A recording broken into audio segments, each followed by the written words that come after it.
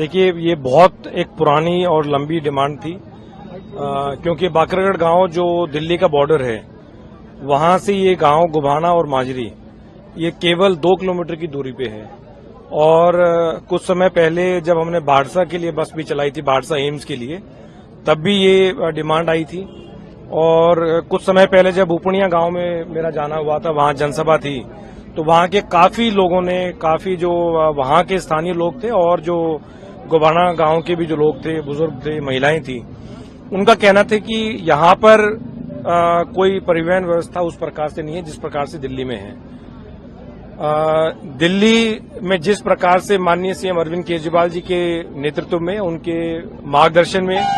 जिस प्रकार से हमने पब्लिक ट्रांसपोर्ट को मजबूत किया है, आज वहां कोई भी व्यक्ति को चंद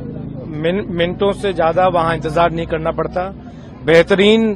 बसें, air condition, low floor, electric बसें जो हैं आज वहां पब्लिक की सेवा में हैं। मेरे ख्याल से उसी से प्रेरित होकर यहां के लोगों ने बार बार ये डिमांड की। हमारे साथ जो यहां पे आम आदमी पार्टी के जो कार्यकर्ता हैं और जो अधिकारी हैं, जो पद अधिकारी हैं, उन्होंने भी हम तक ये आवाज पहुंचाई कि अगर, क्योंकि केवल 2-2.5 किलोमीटर की दूरी है, तो उसी पब्लिक इंटरेस्ट को देखते हुए और लोगों की आवाज को देखते हुए, जो लोगों की डिमांड थी उसको देखते हुए, हमने जो बाकरगढ़ गांव पे 848 रूट नंबर बस जो टर्मिनेट हुआ करती थी, उसको हमने मात्र 2 किलोमीटर आगे बढ़ाया, ताकि गुभाना माजरी गांव के साथ साथ जो आसपास के जितने भी 15-20 गांव हैं उनको फायदा होगा। गुभाना माजरी व आसपास के जितने भी गांव हैं जो झज्जर जिला में आते हैं, मेरी तरफ से, दिल्ली सरकार की तरफ से, माननीय सीएम अरविंद केजरीवाल जी की तरफ से उनको बहुत बहुत बधाई कि उनको बेहतरीन इलेक्ट्रिक बसों में सफर करने का मौका मिलेगा। रात को धूप में, बारिश में जो हमारी माताएं बहनों को 2-2.5 किलोमीटर बाकरगढ़ गांव से चलने पे मजबूर थीं,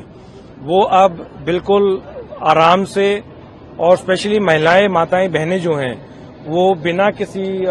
किराए के, बिना किसी टिकट के पैसा दिए वो ये सफर जो है बहुत अच्छे तरीके से कर पाएंगी। तो मेरी तरफ से एक बार पुनः जितने भी यहाँ पे आसपास के गांव हैं उनको बहुत बहुत बधाई, ढेर सारी शुभकामनाएं। सर, क्या ये कोई पॉलिटिक्स ट्रेंड तो नहीं है, क्योंकि ये मांग आज की नहीं कई सालों से उठाई जा रही है, और अब इलेक्शन के टाइम पे हरियाणा में जो इलेक्शन है वो होने जा रहे हैं, तो इलेक्शन के टाइम पर इनको मान्यता दी गई है, तो सर क्या कहना चाहोगे आप? भाई, जब बाड़सा गांव में चलाई थी तब तो कोई इलेक्शन नहीं थे, और वो बसें आज भी चल रही हैं। तो बाड़सा गांव में जो बसें चलाई थी, तो राजनीति अपनी जगह है,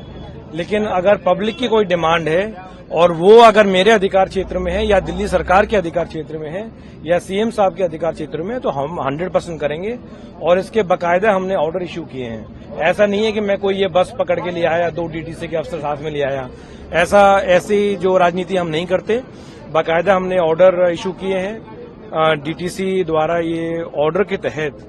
पूरा ये बसें चलेंगी। और मेरी एक बार फिर दोबारा बहुत बहुत शुभकामनाएं। राजनीति मेरे ख्याल से बढ़िया राजनीति हमें करनी चाहिए, कंस्ट्रक्टिव राजनीति करनी चाहिए, जिससे लोगों को फायदा हो, जिससे जनमानस के जीवन और सरल हो, उनको फायदा पहुंचे। और मैं समझता हूं कि जिस प्रकार से माननीय सीएम अरविंद केजरीवाल ने दिल्ली में एक आम आदमी के जीवन को बढ़िया बनाया है, चाहे वो शिक्षा है, स्वास्थ्य है,